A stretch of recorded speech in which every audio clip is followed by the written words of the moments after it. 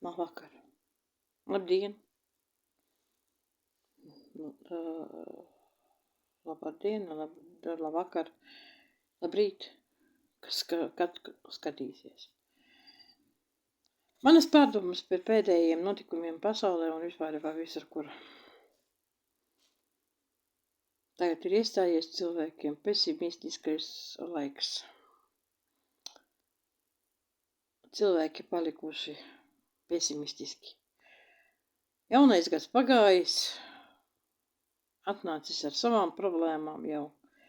Elektrības cenas ceļās, cilvēkiem atkal būs skolas slēgtas, atkal kaut kas būs slēgts, bet kas būs atjaunots Latvijā, kas viņi zina. Mums atkal daudz jādomā par to, kā izdzīvot tagad. Augsta ziema, līdz ar to apkures rēķini būs kā kolosāli lieli. Elektrība dārga. Un vispārībā trindzēs būs. Bet ne par to iet runa. Runa iet par to, ka cilvēkiem sākas uzst cerība uz nākotni labāku. Cilvēki visur ir sašutuši. Kas un kā notiks. Tā kā valsts nerada darba vietas, lai cilvēki varētu izdzīvot. Valsts nerada stabilizāciju, valsts nerada neko. Valsts rada tikai kaut kādas glupības par viendzimuma laulībām, par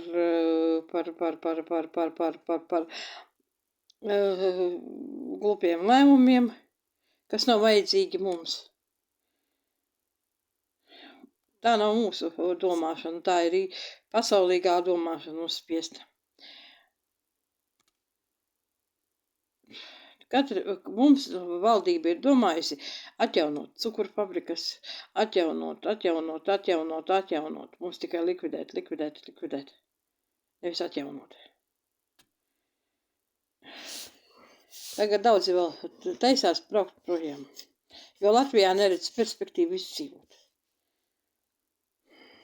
Diemžēl neredz perspektīvu izdzīvot. Jo skolotājiem grūtākas darba algas. Jo parēķini. Skolotāja darba alga. Labi. Pirmkārt sāksim ar to. Tā ir komunālie pakalpojumi, veselības pakalpojumi, bērni, skolas un tā tālāk, ja ir skolotāji ar bērniem. Ja, tad vēl ceļa izdevumi no mājām uz darbu, tas ir papildus izmaksas. Tad vēl materiāli, lai tu varētu mācīt un strādāt un darīt, tas ir papildus vēl. Un ēšana. Vēl, ja notiek medicīniskās kaut kādas manipulācijas, zobārsti un tā tālāk, skolotājiem arī jānopērk drēbes. Tas ir vēl. Tad ir vēl materiāli, kas ir jānopērk. Burtnīcas, lodītes, kancelējas preces, tas ir papildus izmaksas. Tāpat vēl kursi, tāpat vēl visi šitie tas ir papildus izmaksas.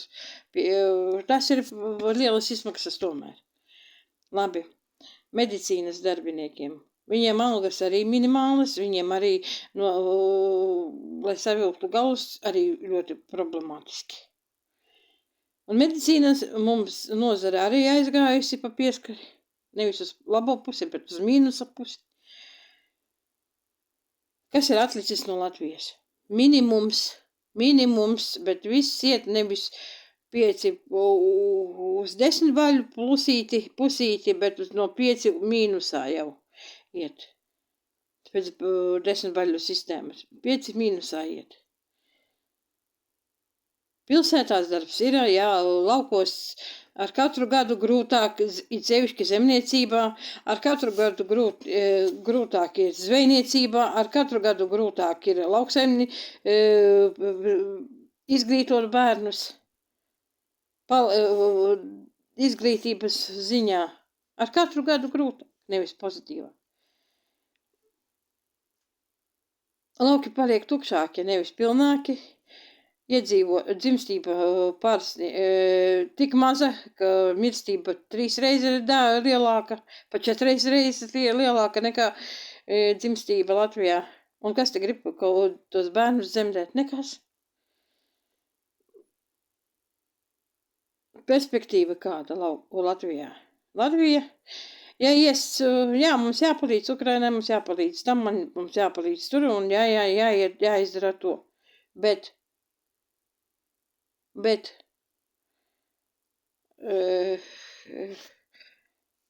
mums jādomā pašiem, kā izkulties.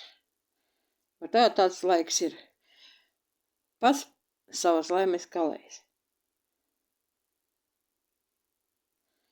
Un Latvijai jākaļ sava laime, nevis citu laimes, nevis citu reģionu, citu valsts laime jākaro. Citu valstīs jāiegulda finanses. Savu valsti jāstudē uz kājām.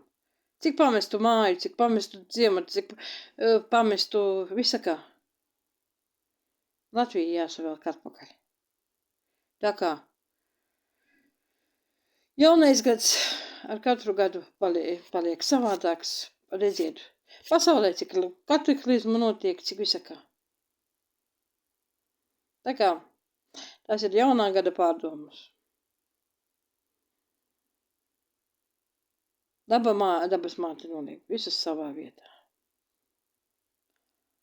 Atnāk viena plūdi, atnāk vieni pali, atnāk viena zemestrīce, atnāk viena ugunsgrēks un viss pārmaiņās.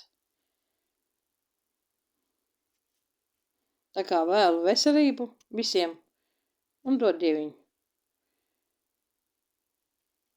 Kaut kā savilk galus šogad kopā.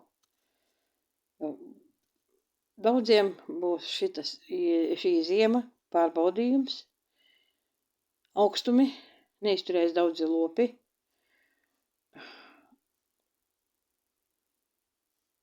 Tie lopiem neizturēs lopi, bet neizturēs tas, ka elektrība dārga. Lai lopus padzedītu, lai apgādātu un tā tālāk. Tā kā kas būs uz priekšdienām? Liels jautājums un jāzīmē kārtīs. Bet kārtīs vai pateiks īsto, kas un kā. Tā kā laba nakti, labu dienu, labu rītu, visu labu jums!